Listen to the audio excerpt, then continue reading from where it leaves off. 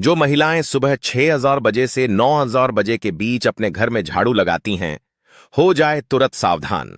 कहीं आपकी एक गलती आपके पति को कंगाल ना बना दे। भक्तों, किस प्रकार एक झाड़ू भी आपको मालामाल बना सकती है और आपकी एक लापरवाही आपके घर की गरीबी का कारण बन सकती है। इसलिए इस वीडियो के साथ आखिर तक जरूर बने रहना। भक्तों, सुबह का वह वक्त जब ठंडी ठंडी हवाएं चलती हैं, जब सूरज की पहली किरण धरती को छूती है, मंदिरों से घंटियों की मधुर आवाज आती है और परिंदों की चहचहाट पूरे माहौल को संगीतमय बना देती है। ठीक उसी वक्त घर की महिलाएं नींद से उठकर स्नान करती हैं और फिर सबसे पहले हाथ में झाड़ू थाम लेती हैं।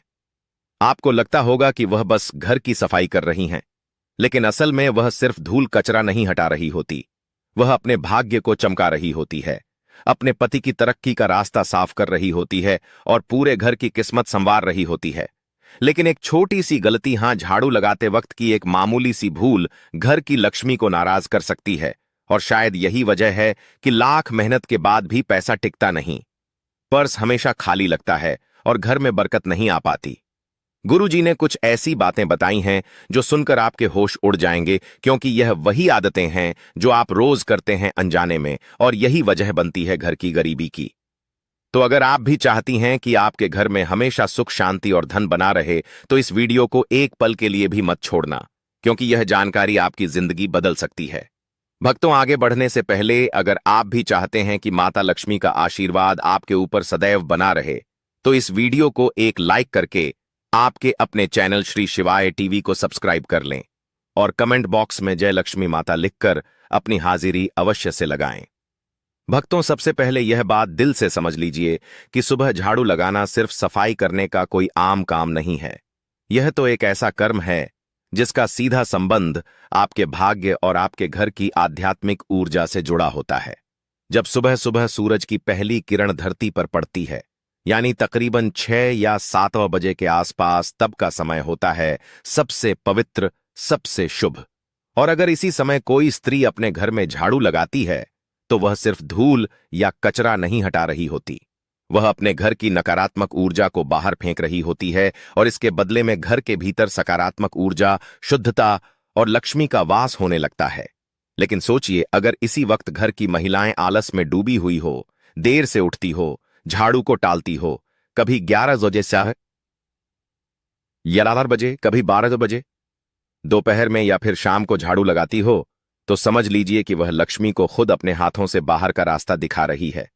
और फिर शिकायत करती हैं कि घर में बरकत क्यों नहीं है, पैसा टिकता क्यों नहीं, सुख शांति क्यों नहीं है। अब सवाल उठता है, गुरुजी, आखिर झाड़ू लगाने का सबसे शुभ समय क्या है? ध्यान से सुनिए। सुबह 6 बजे से लेकर 9 या 9:10 तक का वक्त सबसे उत्तम होता है। यह समय केवल सफाई के लिए नहीं, बल्कि घर के भाग्य को चमकाने का समय होता है। अगर आप चाहती हैं कि आपके पति का भाग्य प्रबल हो, उनकी उम्र लंबी हो, घर में तरक्की हो, खुशहाली हो, तो इस एक काम को कभी मत टालिए। अब किसी कारण से 6 या 7 बजे नहीं लग पाई, तो आप 8 बजे तक भी झाड़ू लगा सकती हैं, 9 बजे तक भी कर सकती हैं। लेकिन अगर उससे भी देर हो जाए, तो समझ लीजिए कि सौभाग्य धीरे धीरे दुर्भाग्य में बदलने लगता है।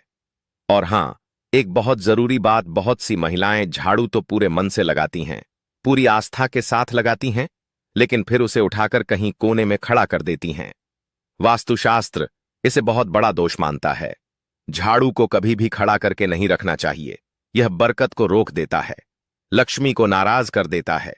भक्तों, एक बात बहुत ही ध्यान देने वाली है, अगर आपने अपने घर में झाड़ू को खड़ा कर रखा है, तो समझ लीजिए आप अपने ही हाथों से घर में दरिद्रता, गरीबी और कंगाली को बुला रहे हैं। झाड़ू कोई मामूली चीज नहीं है, वो माता लक्ष्मी का प्रतीक मानी जाती है। और जब हम उसे तिरछा खड़ा करके दीवार से टिकाकर रखते हैं, दरवाजे के पास या किसी कोने में ऐसे ही छोड़ देते हैं, तो यह मानिए कि हम लक्ष्मी माता का अनादर कर रहे हैं, और फिर उसका असर भी दिखता है। घर में नेगेटिविटी बढ़ने लगती है, बेवजह कलह, अशांति, बुरी आत्माओं का प्रवेश और गलत लोगों का आना जाना शुरू हो जाता है। अब बहुत सी महिलाएं अनजाने में एक और बड़ी गलती करती हैं। हो सकता है आप भी करती हो, लेकिन कोई बात नहीं, गलती सबसे होती है।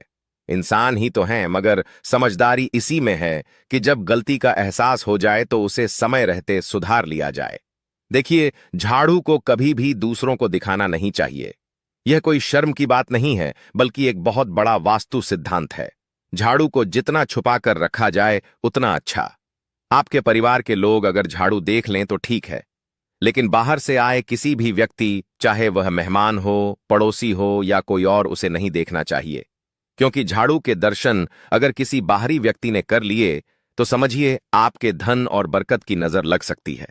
अब सोचिए, अगर आपने झाड़ू घर के पहले ही कमरे में रख छोड़ी है या दरवाजे के पास या आंगन में रखी है, तो जो भी आएगा उसे तो दिखेगी ही, और यह बहुत भारी भूल बन जाती है। इसलिए हमेशा झाड़ू को ऐसी जगह रखें जहां किसी की नजर ना पड़े। ना आंगन में रखें, ना मेहमानों की नजर के सामने, जैसे कहते हैं ना धन का प्रदर्शन नहीं करना चाहिए। वैसे ही झाड़ू का भी प्रदर्शन मत कीजिए, क्योंकि यह भी धन की देवी का प्रतीक है। इसे जितना आदर देंगे उतनी ही कृपा आपके घर पर बरसेगी। आपके पास कितना धन है यह लोगों को दिखाने की जरूरत नहीं है, वरना लोग नजर लगा देंगे। तो हमने अभी आपसे कहा था, जो झाड़ू है वह भी तो माता लक्ष्मी का प्रतीक है। वह भी एक तरीके का धन है, और आपको उसका भी प्रदर्शन नहीं करना है तो उसे भी छुपा कर रखना है। लोगों के सामने बिल्कुल भी नहीं लाना है, वरना आपकी घर की बरकत चला चली जाएगी। किसी ने भी उस झाड़ू पर नजर लगा दी तो समझ लेना आपका काम तमाम हो जाएगा। बहुत सारे लोग हैं जो इन बातों को समझते हैं और फिर जानबूझकर आपकी यह आदतें आपके लिए कंगाली को लेकर आती हैं। आपको झाड़ू को हमेशा छुपा कर रखना है और साफ जगह पर रखना है। इस बात का विशेष ध्यान रखें। बाथरूम के आसपास, गंदगी के आसपास झाड़ू को ना रखें, क्योंकि आपका जो पैसा है वह किस तरह आप तिजोरी में रखते हैं, साफ सुथरे जगह पर रखते हैं, तो यह झाड़ू जो है यह भी किसी अनमोल चीज से कम नहीं है। आप इसे कोई छोटा मोटा सामान मत समझना। वास्तु बहुत ऊंचा और बड़ा दर्जा दिया गया है।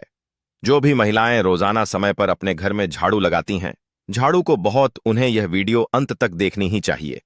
एक और बात जो अक्सर अनदेखी रह जाती है, जिसे लोग नजरअंदाज कर देते हैं, लगाते समय कोई भी मेम महिला अगर बहुत ज्यादा गुस्से में है, उसे बहुत क्रोध आ रहा है, उसका मन दुखी है या तनाव में है, तो जब वह झाड़ू लगाएगी तो उस झाड़ू के प्रभाव से पूरे घर में नकारात्मकता आने लगेंगे।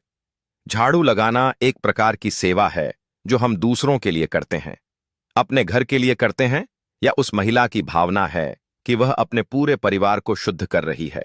अगर उस समय उसके मन में कलह है, दुख है, गुस्सा है, तनाव है, नकारात्मक सोच है, तो वह घर के हर कोने में वही कंपन फैला देती है, वही माहौल बना देता है।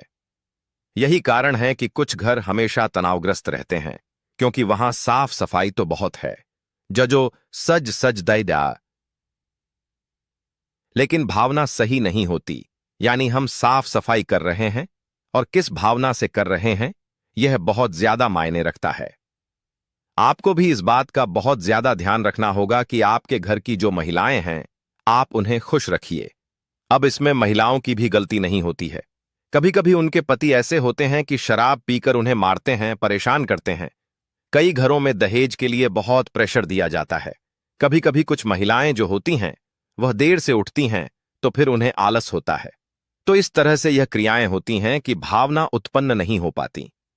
आपके घर की महिलाओं को आप खुश रखिए, उनका मन यूं ही प्रसन्न रहने लगेगा। साथ ही साथ हर महिला को सुबह जल्दी तो उठना ही चाहिए। अगर वह लेट उठ रही है तो उसे लक्ष्मी का दर्जा नहीं दिया जा सकता। आप अपने घर की महिलाओं को सुबह जल्दी उठने की सलाह दीजिए। अगर आप एक महिला है तो सुबह अपने कर्तव्यों को मानकर जल्दी उठिए। झाड़ू लगाइए, बिल्कुल मन से लगाइए, भावना के साथ लगाइए। आपके घर का शुद्धिकरण भी होगा और आप कहां से कहां पहुंच जाएंगे, आपको इस बात का पता भी नहीं चलेगा। अब बात करेंगे एक विशेष उपाय की कि आपको क्या उपाय करना है।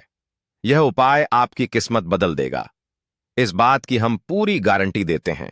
आपको हर सोमवार को झाड़ू लगाने से पहले उस झाड़ू पर थोड़े से काले तिल और एक गुलाब का फूल छिड़क देना है। अब आप कहेंगे, गुरुजी इससे क्या होगा? बहुत बड़ा चमत्कार होगा। बस ध्यान से बात को सुनना। हर सोमवार के दिन झाड़ू पर थोड़े से काले तिल डाल देना है, थोड़ा सा गुलाब का फूल छिड़क देना है और बोलना है, हे मां लक्ष्मी, इस झाड़ू के माध्यम से मेरे घर की सारी दरिद्रता, अशुद्ध और नकारात्मक ऊर्जा को बाहर निकाल दो और सुख समृद्धि का मेरे घर में प्रवेश करवा दो। फिर पूरे घर में झक्के झाड़ू लगाना है सच्चे मन से। यह जो तिल थे, यह जो फूल थे, जो उसी जगह पर गिरे होंगे, उसे आपको कचरे के साथ बाहर फेंक देना है। यकीन मानिए, कुछ ही हफ्तों में आपको परिवर्तन देखने को मिल जाएगा। कुछ ही हफ्तों में आप महसूस करोगे कि गुरुजी ने जो कहा था वह एकदम सही कहा था। बात बन रही है, स्थिति सुधर रही है और हमारे घर में फिर सब कुछ अच्छा होने लगा है। जो काले तिल और गुलाब की पंगड़ियां आपने अपने घर में से बाध्य का कि कचरे के साथ बाहर फेंकी, उसके साथ आपके घर की दरिद्रता चली जाएगी, कंगाली चली जाएगी, क्लेश चला जाएगा। अब दूसरा उपाय बहुत ध्यान से सुनना। कई औरतें झाड़ू लगाते वक्त घर के मंदिर के पास भी झाड़ू फेर देती हैं, लेकिन ऐसा हमें भूलकर भी नहीं करना चाहिए। जो भी औरतें सुबह 9 बजे से लेकर तक झाड़ू लगाती हैं, उन्हें इस बात का विशेष ध्यान रखना है कि घर के मंदिर के आसपास आपको झाड़ू नहीं लगानी है।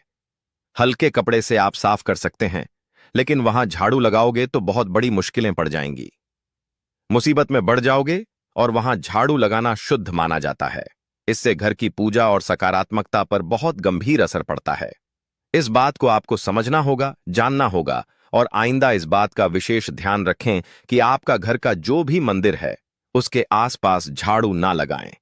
अगर वह गंदगी है तो साफ कपड़े से पोंछ दीजिए, हल्का साफ कर दीजिए, लेकिन उसके आसपास झाड़ू नहीं रखनी है और ना ही लगानी है।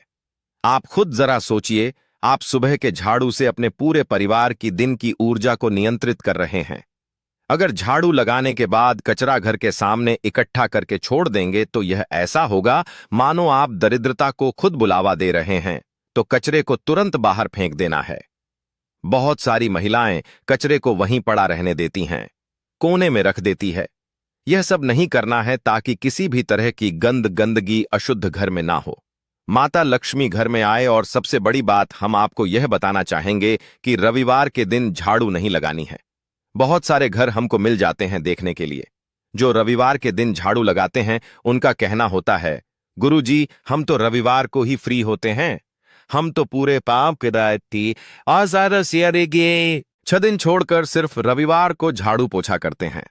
तो यह उनके जीवन में बहुत बड़ी बर्बादी लेकर आता है। रविवार को झाड़ू लगाने से सप्ताह भर कलह बनी रहती है, भर कर चली जाती है। अगर बहुत ज्यादा आवश्यक हो तो झाड़ू थोड़ी बहुत आप लगा सकते हैं रविवार के दिन, लेकिन घर के कोने कोने में अच्छे से झाड़ू रविवार के दिन नहीं लगानी है। यह परंपरा बहुत बड़ा अंधविश्वास नहीं है, बल्कि हजारों वर्षों की अनुभव जिन्हें सत्यता है, और इस सत्यता को आपको भी स्वीकार करना होगा, क्योंकि झाड़ू लगाना केवल एक सफाई का कर्म नहीं है। यह एक साधना, यह एक सेवा है, और सबसे बढ़कर माता लक्ष्मी का सम्मान है। इसलिए अगर यह बाहर जब आप झाड़ू लगाते हैं देव बाप टिक आप कौखें, तो केवल जमीन पर ही नहीं, इतना ध्यान रखिए, इस झाड़ू से आप अपने भाग्य की रेखाओं को भी संवार रहे हैं, अपने पति को भी देवता बना रहे हैं। भक्तों, जब एक महिला सुबह सुबह अपने घर में झाड़ू उठाती है तो वह सिर्फ मिट्टी या धूल को ही नहीं हटा रही होती, बल्कि रात भर घर में जो भी ऊर्जा जमा हो गई थी, चाहे वह सकारात्मक हो या नकारात्मक, उसे भी बाहर निकाल रही होती है। लेकिन अगर यह झाड़ू लगाने की प्रक्रिया सही भाव और सही तरीका अपनाकर नहीं की जाए तो उससे फायदा नहीं बल्कि नुकसान हो सकता है, क्योंकि तब घर से निकलती है केवल नकारात्मकता और उसका असर सीधे आपके जीवन पर पड़ता है। दिक्कत यही है कि ज्यादातर महिलाएं इस बात को जानती ही नहीं हैं कि झाड़ू लगाना भी एक विज्ञान है, एक अनुशासन है और साथ ही एक सुंदरता का प्रतीक भी है। अगर इसे गलत तरीके से किया जाए, गलत समय पर किया जाए, तो समझ लीजिए कि घर की बरकत, सुख, शांति और धन सब धीरे धीरे दूर होने लगते हैं। आज की जिंदगी बहुत तेज हो गई है। भाग दौड़ इतनी बढ़ गई है कि महिलाएं कभी कभी देर से उठती हैं और फिर जल्दी जल्दी में झाड़ू लगा देती हैं, लेकिन यह जल्दबाजी ही सबसे बड़ी चूक बन जाती है। हमने पहले भी बताया है, सुबह 6 बजे से लेकर 9 बजे तक का समय सबसे शुभ होता है। अगर इसी समय के भीतर झाड़ू लगा दी जाए तो वही झाड़ू आपके घर की दरिद्रता को बाहर फेंक देती है, और जैसे ही घर में सूरज की पहली किरण आती है, उसी के साथ घर में समृद्ध और सकारात्मक ऊर्जा का प्रवेश होता है। पर ध्यान रहे, जो भी करें सच्चे मन से करें। अगर झाड़ू बस दिखावे के लिए या बेमन से लगाई गई तो उसका उतना लाभ नहीं मिलता। आप सोचते रह जाएंगे कि अब सब अच्छा होगा, लेकिन नहीं होगा, क्योंकि कर्म से पहले भाव शुद्ध होना जरूरी है। अब एक और बात जो बहुत जरूरी है, झाड़ू को कभी भी पैरों से मत छुए, ना तो आप ना ही घर के बच्चे। कई बार देखा गया है कि बच्चे खेलते खेलते झाड़ू को लात मार देते हैं, या महिलाएं खुद ही गुस्से या लापरवाही में झाड़ू को पटक देती हैं। यह बहुत अशुभ होता है। ऐसा करने से लक्ष्मी माता रुष्ट हो जाती हैं, और फिर धन की देवी अगर नाराज हो जाए तो घर में बरकत कहां टिकेगी। झाड़ू चाहे जितनी पुरानी हो जाए, टूटी हुई हो जाए, उसे इधर उधर यूं ही ना फेंक दें, उसका भी सम्मान करें। आखिर वही तो हर दिन आपके घर की गंदगी और नकारात्मकता को हटाती रही है। जब उसका काम पूरा हो गया तब भी उसका आदर बना रहना चाहिए। उसे किसी पवित्र स्थान पर रखकर बाहर करें। हर 3 से 6 ना तहसाबा का काबा महीने में झाड़ू को बदल देना चाहिए। और जब आप नया झाड़ू लेकर आं तो उसे सीधा अपने घर के मंदिर में लेकर जाएं। वहां 3 बार मंत्र बोलें, श्री लक्ष्मीय नमः, श्री लक्ष्मीय नमः, श्री लक्ष्मीय नमः। उसके बाद ही उस झाड़ू को घर में इस्तेमाल करें।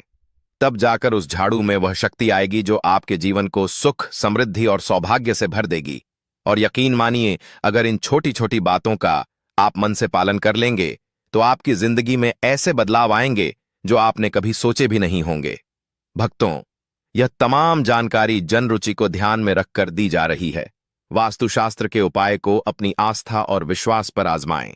हमारा चैनल श्री शिवाय टीवी इस वीडियो के द्वारा किसी भी प्रकार का कोई दावा नहीं करता है। आज की यह जानकारी अगर आपको पसंद आई हो तो इस वीडियो को एक लाइक करके आपके अपने चैनल श्री शिवाय टीवी को सब्सक्राइब कर लें। बोलो पार्वती पते हर हर महादेव। सभी शिव भक्तों को मेरा प्रणाम। दोस्तों, क्या आप अपने जीवन में कर्ज या शत्रु से परेशान हैं? पैसा आता है लेकिन चला जाता है। क्या आपका कर्ज बढ़ता ही चला जा रहा है? तो क्या आपने कभी सोचा है कि कुछ लोगों का भाग्य आखिर क्यों सिर्फ गले में माला पहनते ही उनका भाग्य चमकने लगता है? और क्यों कुछ लोग माला पहनते ही बीमार पड़ जाते हैं? क्यों किसी के गले में रुद्राक्ष पहनते ही उनकी नौकरी लग जाती है और किसी की जिंदगी उलझ कर रह जाती है? अक्सर आप सभी ने विभिन्न तरह की माला पहने हुए कई लोगों को जरूर ही देखा होगा। माला पहनने की परंपरा सनातन काल से ही चली आ रही है। देवी देवताओं से लेकर राजा महाराजा और यहां तक कि आम आदमी भी अपने गले में हमेशा सौंदर्य या फिर अपनी खूबसूरती को बढ़ाने के लिए, सुविधा के लिए माला को जरूर ही धारण करते हैं। जो पौनी माला हुआ पना पाया फला होती है, उसमें बहुत ही ज्यादा चमत्कारिक शक्तियां होती है। माला आपकी बंद किस्मत का ताला खोल सकती है, भाग्य को चमका सकती है। आज की वीडियो में मैं आप सभी को 3 ऐसी मालाओं के बारे में बताऊंगा। इन 3 में से कोई भी एक माला भी अगर आप पहनते हैं तो यकीन मानिए आपका भाग्य उदय होना निश्चित है। दुनिया की कोई भी ताकत आपको आगे बढ़ने से रोक ही नहीं पाएगी। दोस्तों, एक और खास बात आप सभी को मैं बताना चाहूंगा कि जो माला है वह बहुत ही पवित्र मालाएं हैं। जो 3 मालाएं मैं आप सभी को बताने जा रहा हूं, इसे कोई भी व्यक्ति धारण कर सकता है। इसमें किसी भी तरह का कोई संदेह नहीं होता। बस जो व्यक्ति धारण करेगा वह सात्विक होना चाहिए। और जैसे ही आप इस माला को धारण करेंगे, तुरंत उसी क्षण से आपको चमत्कारिक फायदे देखने को मिलने लगेंगे। बिल्कुल ही आपके जीवन में ऐसे परिवर्तन आएंगे जो कि आपने कभी सपने में भी सोचे तक नहीं होंगे। तो हमें कौन सी माला पहननी चाहिए, कैसे इसे धारण करनी है और किस तरह से क्या क्रियाविधि रहेगी, सारी जानकारी आज की इस वीडियो में मैं आप सभी को बहुत ही विस्तार से, परंतु बिल्कुल ही जनसाधारण भाषा में समझाऊंगी। इसलिए सबसे पहले तो आप मेरी इस वीडियो को लाइक कर दीजिए और कमेंट सेक्शन में 3 बार जय श्री राम जरूर लिखिए अगर आप एक सच्चे सनातनी हैं। तो देखिए, जिस माला के बारे में मैं इतनी बात कर रहा हूं, इतनी ज्यादा इसकी बढ़ाई कर रहा हूं, यह ऐसे ही नहीं है। सिर्फ धारण करने से आपकी गरीबी, दीनहीनता, परेशानी, दुख, कष्ट, जितनी भी तकलीफें हैं, जीवन में जो कुछ भी समस्याएं चल रही हैं, समस्त तरह की आपकी समस्याओं से आपको चुटकी बजाते ही निजात मिल जाएगा। एक खास बात आप सभी को बताना चाहूंगा। यह माला धारण करने के बाद आपकी बुद्धि जो है वह कंप्यूटर जैसी तीव्र हो जाएगी। फास्ट आपका दिमाग चलने लगेगा। हर कार्य में आप सही निर्णय ले पाएंगे। आप जहां भी जाएंगे आपको तरक्की ही मिलेगी। इसके अनगिनत और भी अलौकिक फायदे होते हैं। दोस्तों, वीडियो में आगे आगे आप समझते हुए चलिएगा। बस आपसे एक ही गुजारिश है, इस वीडियो को भगाकर या फिर आधे मन से अधूरे मन से मत सुनिएगा, क्योंकि आपका यह जो 5 मुकम्मल मिनट का समय आप अब देने जा रहे हैं, निश्चित रूप से 6वें मिनट में ही आपकी जो बुद्धि है वह खुल जाएगी। आप जैसे ही इस माला को धारण करेंगे, मानकर चलिए 24 घंटे के अंदर आपको अपना पहला रिजल्ट भी मिल जाएगा। प्रैक्टिकल करके जरूर देखिएगा, इसीलिए मैं बहुत ही विस्तार से आपको समझा रहा हूं। दोस्तों, अगर आपके मन में कोई भी डाउट या फिर कोई सजेशन है या फिर कोई भी चीज आपको समझ में नहीं आ रही है, तो आप मुझे बेझिझक कमेंट करके पूछ लीजिएगा। मैं आप सभी के रिप्लाई जो है वह कमेंट में जरूर ही देती हूं। तो देखिए, सबसे पहली जो माला है जिसके बारे में मैं बात करने वाली हूं, वह है तुलसी की माला। ध्यान से सुनिए, वीडियो को जो है स्किप करके मत देखिएगा, सारी जिंदगी पछताना पड़ सकता है, फिर मेरी गलती मत बताइएगा, ठीक है? अब देखिए, कई सारे ऐसे हमारे चैनल के व्यूअर्स हैं जो बताते हैं कि गुरुजी नजर दोष की समस्या है या काल सर्प दोष, शनि दोष से कई सारे लोग जूझ रहे हैं। तो इनसे छुटकारा हम कैसे हासिल कर सकते हैं? हम ऐसा क्या करें? कौन सी माला पहने जिसके जरिया से यह जो सारी समस्याएं हैं इनसे हमें निजात मिल सके? तो सबसे अच्छा उपाय मैं आपको बता रहा हूं। आप तुलसी की माला धारण करना प्रारंभ कर दीजिए। अब इसे कब पहनना चाहिए और कैसे पहनना चाहिए वह मैं आपको बताती हूं। तो जो तुलसी की माला है, इसे धारण करने के लिए जो दिन तय किया गया है हमारे धर्मशास्त्र में, गुरुवार या फिर एकादशी की तिथि, इस दिन पहनना सबसे ज्यादा शुभ होता है। और इसे कैसे पहनना है? तो सबसे पहले भगवान विष्णु के सामने आप इसे समर्पित कर दीजिए और 108 बार ओम नमो भगवते वासुदेवाय नमः इस मंत्र का जाप करते हुए इस माला को स्नान करने के पश्चात में 1 घंटे आपको गंगा जल में इसे डूबा करके रखना है, या फिर आप गौमूत्र में इसे डूबा कर रख सकते हैं। यह माला अपने आप ही सिद्ध हो जाएगी। और अब जब यह माला जो है सिद्ध हो गई है, असरी हो गई है, तब आप इसे लाकर अपने गले में धारण कर सकते हैं। परंतु ध्यान रखिएगा, कभी भी सीधे मार्केट से लाकर तुरंत से उसे नहीं पहनना चाहिए। सबसे पहले उसे सिद्ध करना चाहिए, तभी आपको उसका सही रिजल्ट हासिल होता है। दोस्तों, माला का पंचोपचार से हमें पूजा करनी चाहिए। जैसे हम देवी देवताओं की पूजा करते हैं, ठीक उसी तरह से माला की भी हमें पूजा करनी चाहिए। इसे जगाना होता है। माला को बोले कि हे दिव्य माला, मैं आपको इस कार्य के लिए धारण कर रहा हूं या कर रहा हूं। आप मेरे शरीर में ऊर्जा को प्रवाह करें। इस तरह से आपको निवेदन करना है और फिर माला की पूजा करनी है। पूजा करने के बाद जो माला में इष्ट होते हैं, जो देवी देवता है, तो जैसे कि तुलसी में कौन से इष्ट होंगे आप सभी को पता होना चाहिए।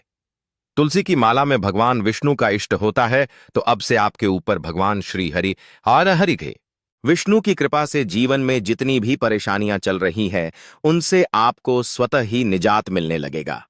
तुलसी की माला धारण करने से आपके जीवन में धन आगमन के भी समस्त रास्ते अपने आप ही खुलते हुए नजर आएंगे। तुलसी की माला धारण करने मात्र से ही व्यक्ति भक्ति मार्ग पर आगे बढ़ने लगता है।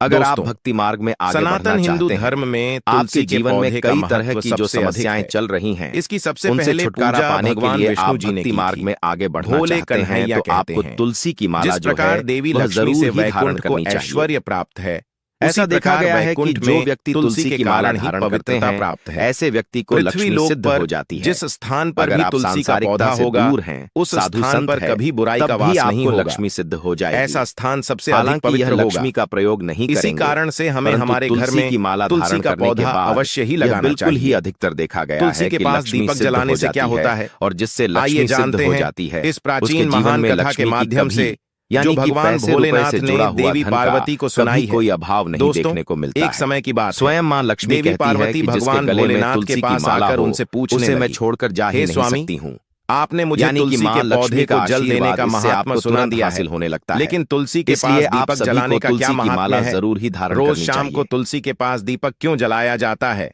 दोस्तों, इससे मनुष्य को चैनल कौन को सा फल सब्सक्राइब प्राप्त कर लें। होता है?